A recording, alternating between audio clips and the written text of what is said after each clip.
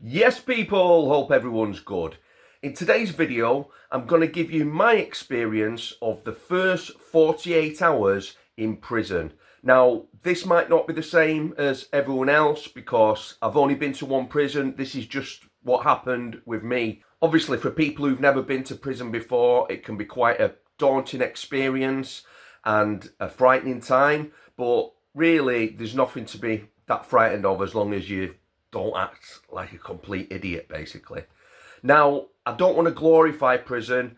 Obviously, prison's crap. It's not a good place to be. It's not somewhere, it's not a holiday camp like some people say it is. It's boring, it's smelly, it's violent. It's not somewhere that you want to be if you can get away with it. But, like I say, I just want to make people aware that it's not something that you need to particularly be frightened of if you've not been in that situation before. So I'm going to take it right back to when I first got arrested, because I actually handed myself in at the police station, and I'm going to tell the full 48 hours from what I spent in the police station as well, because that was a really miserable time, to be honest with you. So I woke up on a Monday morning to a text on my phone, actually a voicemail on my phone from my ex-partner, and she said the police have just been to my house looking for you. They've left the numbers. Here's the numbers. They want to speak to you about something that happened on Saturday. So I called them straight away. Called the detective. He was a detective, so I thought it sounds quite serious. Spoke to the detective. The detective said, "Can you come down to the station and speak to us?" So I said, "Yeah, no problem." Within a couple of hours, I'd gone down to the police station. He'd actually said to me, "If you've got a lawyer, you might want to contact your lawyer for your interview, because we're going to interview you." I didn't have a lawyer. I thought I'll just go down and speak to him. That's all I can do, really. So I went straight down there, went into the police station, to the front desk, said, "I'm here to speak to Detective Constable XYZ." They said, "All right, wait there a minute." Anyway, he came out pretty quickly, took me into a room, which wasn't an interview room. It was quite a sort of a comfortable room, comfortable chairs, pictures on the wall, sort of I think it's a sort of environment that they put you in to sort of put you at ease. And in there, he was just on his own, and he said, "Right, we're going to speak to you about this incident that happened on Saturday." It was really nice. He was dead friendly and sort of helpful, and he kind of said to me, "It's nothing too much to worry about at this stage." I asked him, "Am I going to be going home tonight?" He's like, "Yeah, more than likely you are going to be going home. It's not all that serious at this stage, and we just want to speak to you about a few things, and you may get arrested and charged after the interview, but again, you should be able to go home afterwards. I'd imagine that will give you police bail if you do get charged." So, all right, okay, no problem. That was kind of it, really. It was sort of just a sort of nicey conversation. I think they do that to sort of put you in a sort of state of ease, maybe, so that you start singing like a canary when they get you in the proper interview. I don't know. From there, he took me out of that room and introduced me to another detective, a female detective. He said, "We're going to be doing the interview with you." And again, at this stage, she was dead nice and friendly. They took me into the back, where you get booked into the cells. And they said, "Right, we're going to have to actually just book you into a cell now before we do the interview, because it's going to be a while before we can get an interview room free. So we have to book you into we have to book you in like this, and you'll just have to wait in a cell." So I'm like thinking, all right, okay, fair enough. It sounds a bit dodgy, but fair enough. So that took ages, like an hour or about 45 minutes or something to go through all the process. And then when it gets to the cell door, they're like, "Oh, you've got a drawstring on your trousers, you have to take them off." So I ended up having to take, and I had a drawstring and I had a hoodie on with a drawstring. I had to take that off. So I ended up in a short and boxers, and that's all I had.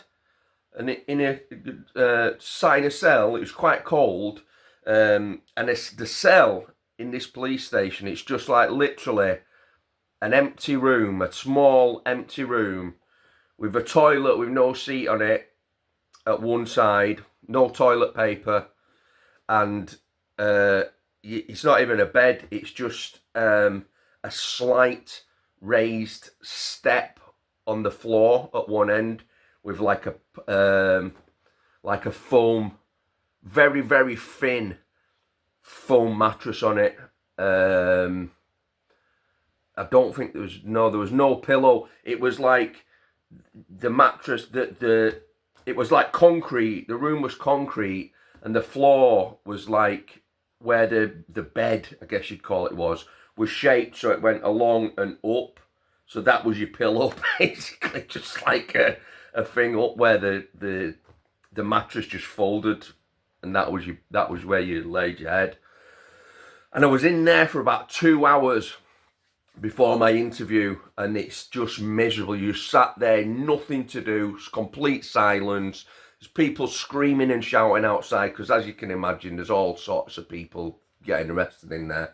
And yeah, it's just a really rubbish experience. Anyway, they took me out of there, took me into the interview, and during the interview, they told me, oh, we've had some more information and it's looking a bit more serious now, this against you.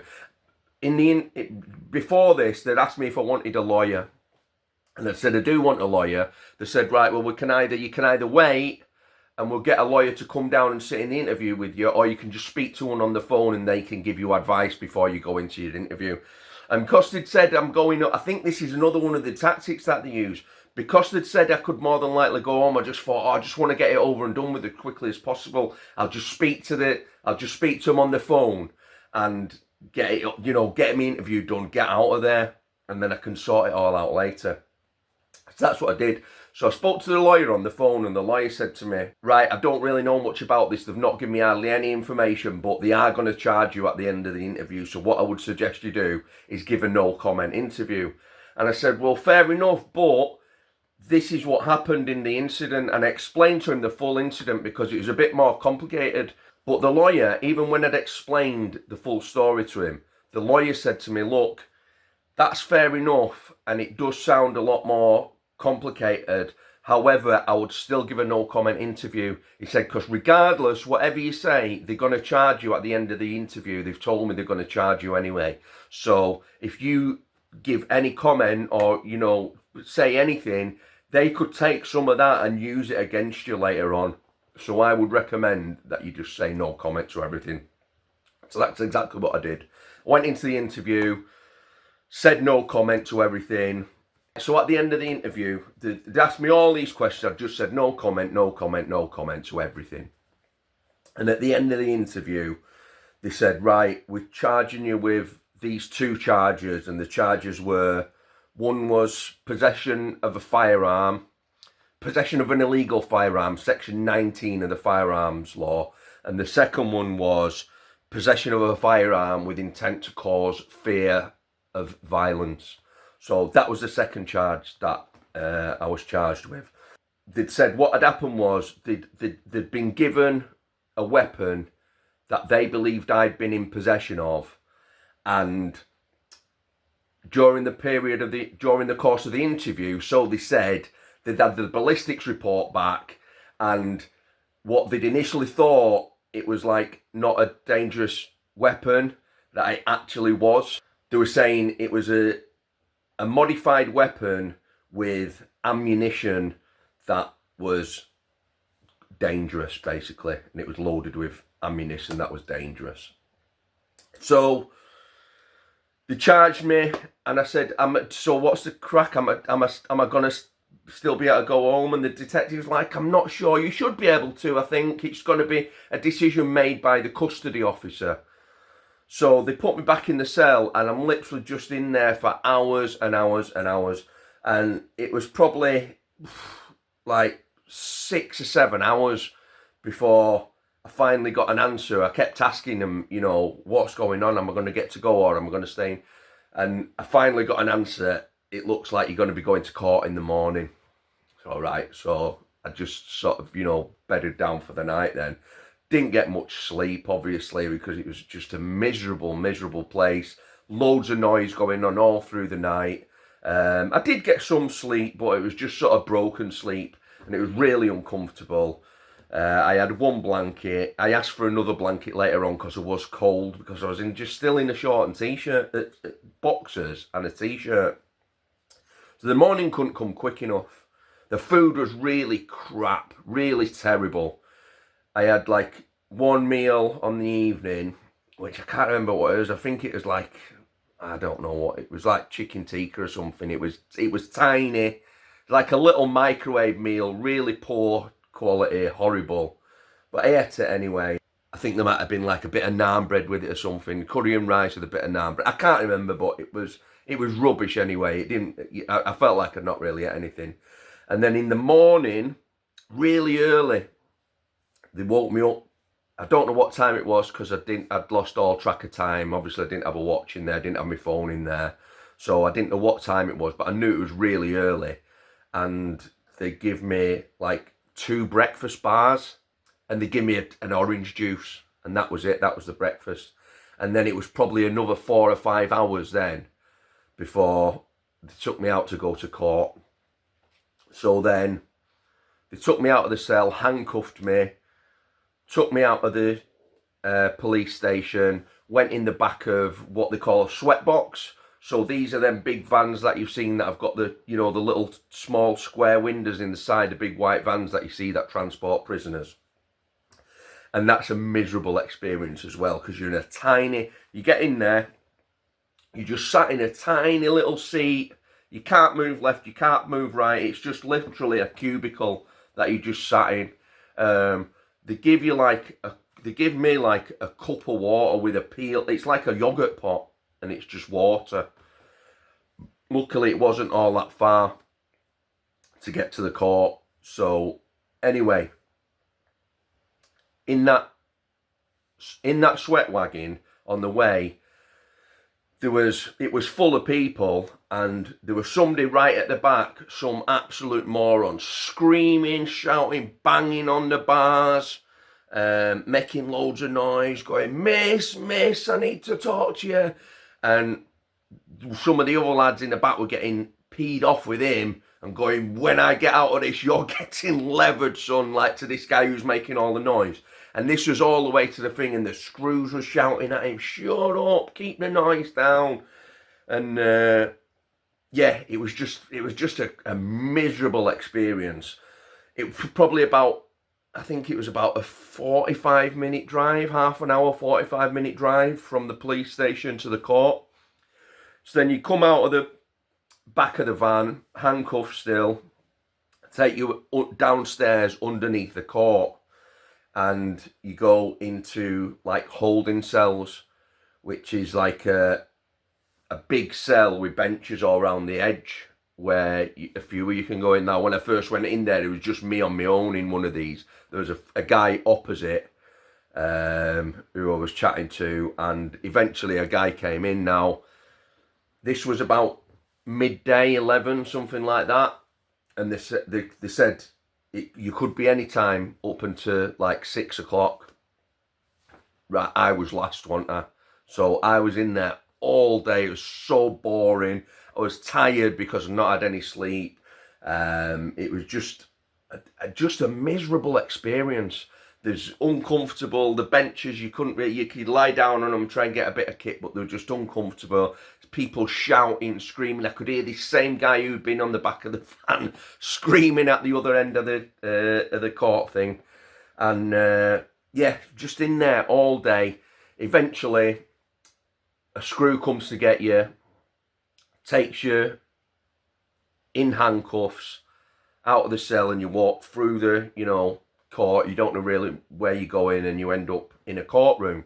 In the meantime, I'd spoken to a duty solicitor who was going to be representing me. So he'd gone through the full thing with me, and he'd said to me, I think you're probably going to get, I'm going to try and get you bail. You should be able to get bail. It shouldn't be an issue. So I'm thinking I should be able to get bail. He's like, you've not had any previous convictions.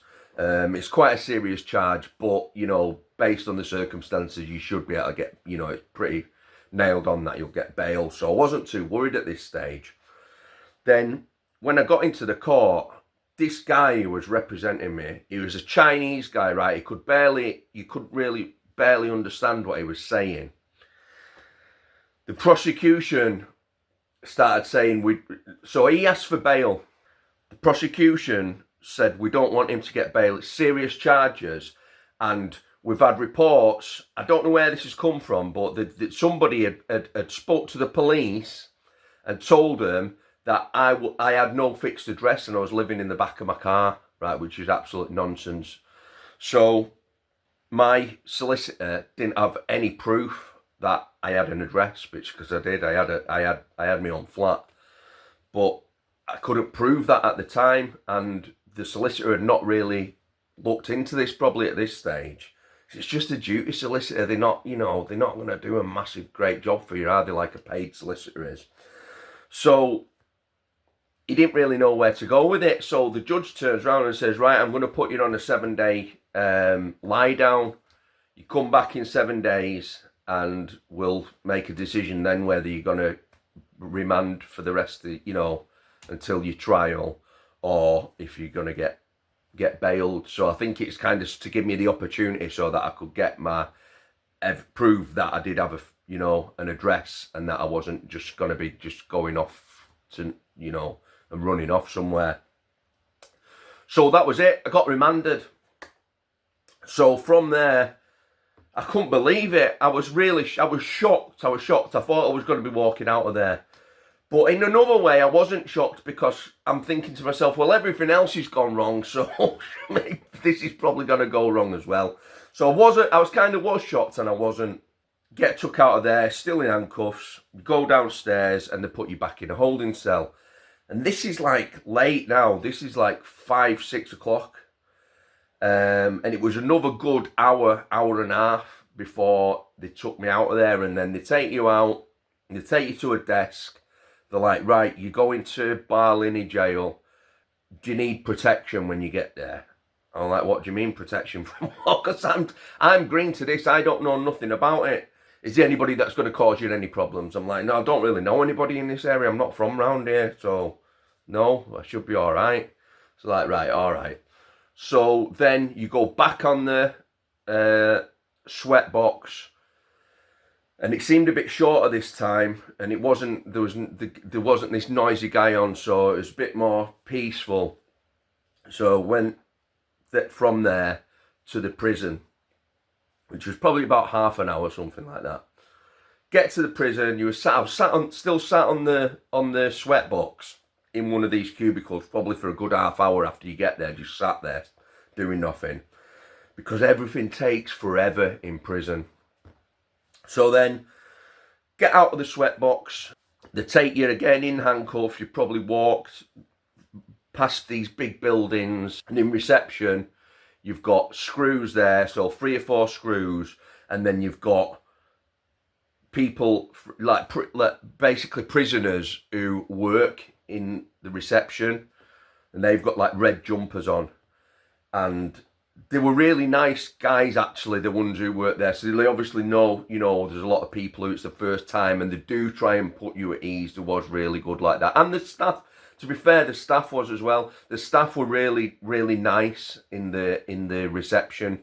I think because, you could tell that if you were going to mess about or act like a complete idiot, then they'd deal with it. But they were nice, they were friendly, they were polite.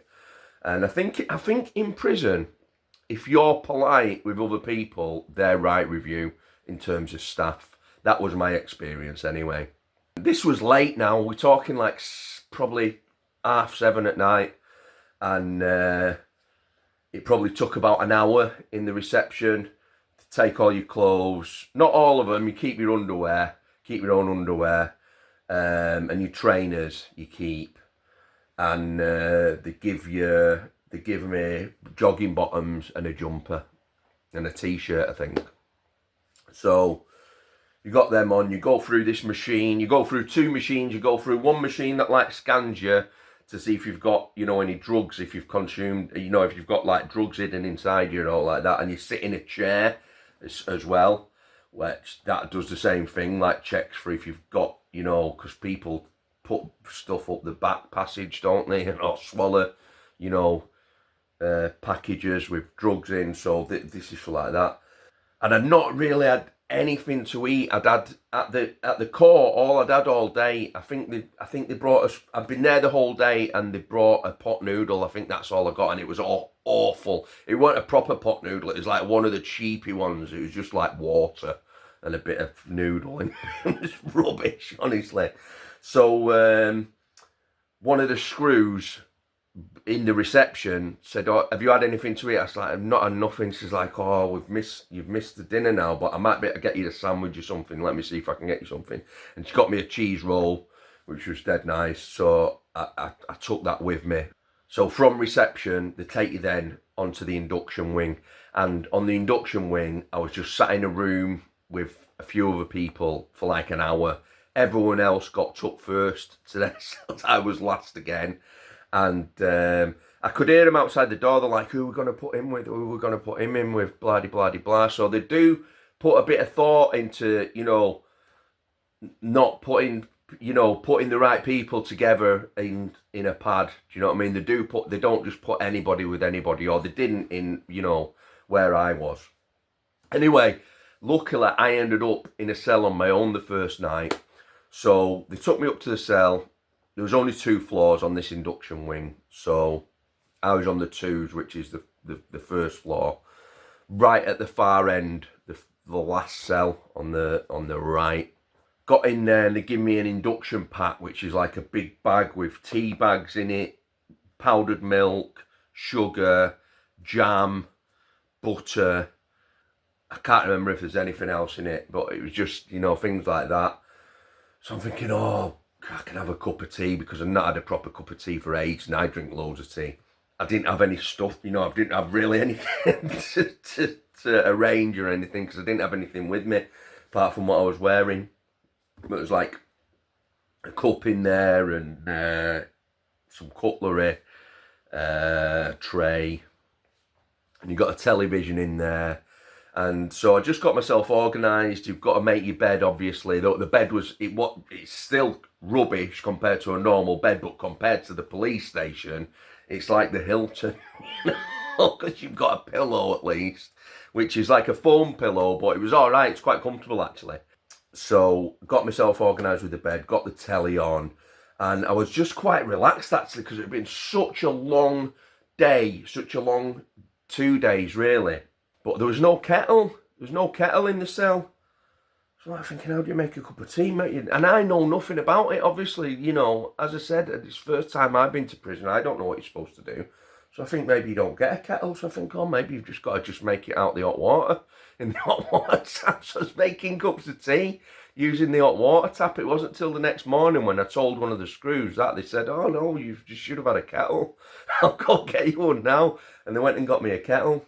So I did actually sleep quite well that night, because I'd not slept at all the night before. I had a bit more comfort, and I could just settle a little bit more, even though it was a really crap situation to be in. I was kind of relaxed in a way, and just thankful that the worst part so far was over. And so I got my head down, woke up. I don't know what time it was in the morning, probably about 6:30, 7. And they bring you breakfast, and breakfast is like a bag of cereal, a 1 pint, or it might even be half a pint, I can't remember, a semi-skimmed milk in a carton, and I don't know if it's, a bread roll, and you've already got butter and jam, and that's the breakfast. So I had my breakfast, and then about 2 hours after that, they said, "Right, you're going for your induction." So you get took down to another building, and you have your induction, which is with an officer. And he was really nice guy, really helpful, and they give you like an induction pack. Now, what I would recommend to you, if anybody does ever go to prison, get that induction pack and keep it and read it, because it really has got everything that you need to know about this. Because I knew nothing about the system, and it's so hard to find anything out, because you're just locked in your cell 23 hours a day. So if you want, and the screws get really peeved off if you're pressing. You don't want to be pressing the button all the time unless it's something really serious. You don't just want to be pressing the buzzer because you don't know how to make a phone call or something like that. And it's everything in prison is so it's so complicated to figure out how to make a phone call or how to get your medication or anything like that. It takes forever. You need to know the system. So in the induction handbook, it told you everything. So when I'd got that and read it, I understood loads better, and I was able to, I knew for a start, all right, what you've got to do every morning, they have what's called questions. This might be different in different prisons, but where I was, this is what it was. So you got questions in the morning. So when they come round to bring you your breakfast, you can ask any questions or requests. So if you want to go to the gym that day, put your name down for the gym. If you want a shower that morning, you put name down for the shower. Library again, if it's a library day, put your name down for that. Or if there's any other issues that you've got. So like I had issues, it took me like 4 days to be able to make a phone call because none of the numbers would go. First of all, I didn't have any numbers because they're on my phone, which was in the reception. It took me 2 days to get them to let me go to the reception to get the numbers off my phone. When I got the numbers off my phone, you have to fill them in on a form and request that you have them numbers to ring out on. So I put them on the form. Both of the numbers didn't work. It took about another 3 days before they actually got it sorted out so that the numbers actually worked. So it's just everything like that is just an absolute nightmare and just takes forever to get sorted out. But after the induction, I did feel a little bit more at ease then. And, I felt like I at least understood the system a little bit more and what I'd have to do to get certain things done. Then I had exercise, which is really the only time, unless you've got gym, library, or you're going out yourself for any other reason that they want you to do, you're just locked in yourself for 23 hours, apart from 1 hour where you get to go for exercise, where you literally go to a yard with everyone from, your landing, basically, and you're just walking around, just like an empty car park, just walking round. And that first day, I got chatting to a couple of lads, which was all right. It made me feel a bit more sort of not welcome as such, but a bit more like I sort of fitted in, a little bit more just by the fact that I'd met some people and I'd chatted to them and got on with them all right. But I still went back then to an empty cell, which I didn't mind. I really didn't mind it at that stage because like I said, I'd had such a rubbish time from going to the police station to go into here. I was just tired, shattered. I spent a lot of the time just lying in my bed, just sleeping, just watching crap TV and just sleeping. Anyway, about 6 o'clock that night, door opens on the cell and they said, right, we've got a cellmate for you. This is Darren. Lad come in, and like in a way, my heart sort of sank because I'd been thinking about this and thinking, oh, I hope I don't get put in with some dickhead or some junkie or something like that. And he come in, this lad, he's got tattoos all over his head, all over his neck. Not a big lad, small lad, but tattoos everywhere, all over his body, full sleeves, all down his arms, all his body's just covered in tattoos. He's got them on his face, everything. So anyway, we shook hands. I was already on the bottom bunk, so he just started organising himself. I said, I'll tell you what, mate, I'll sit over here for 10 minutes while you get yourself organised with your bunk. He's like, all right, cheers. We started chatting and we got on really, really well. He was a really nice lad. And yeah, I still write to him. I still write to him now. So yeah, we got chatting. We had quite a lot in common. We got on well, and so that was really good, and it made me feel a lot more comfortable at that stage. Now, one funny thing that happened that night, we both said, oh, should we see if there's a film on tonight and watch a film? The film that was on was Braveheart, and I'm English in a Scottish prison. So we sat there, I mean, it's a great film, obviously, don't get me wrong, but we sat there watching Braveheart, and I'm like, oh, mate, imagine if all the jail's watching this now and then I get set about tomorrow in the yard because everybody's watching Braveheart. He's like, oh, God, I never thought about that. So I was dead paranoid then the next day going out for exercise, but no, it was cool. I got on with everyone there. The thing with prison is it's nothing to be frightened of. If you don't act like an idiot and just keep yourself to yourself, or, you know, don't get involved in drugs, don't get involved in borrowing things and lending things, don't get involved in anything. If people's asking you to do things, just don't get involved. Don't get involved in nothing. Keep yourself to yourself, and it's nothing to be frightened of. There is violence in there, yeah, but the violence really, from what I seen, was between a lot of younger people mainly, and also people who were involved in drugs was like the main reason for the violence. So people had owed money for drugs, and that's, you know, or, you know, maybe it had carried over from the outside, I don't know. But if you don't get involved in any of that stuff, you're going to be all right, I think. Yeah, so that is how my first 48 hours in prison went down. Hope that's been interesting. Thanks for coming, guys, and I'll catch you all later. Take care.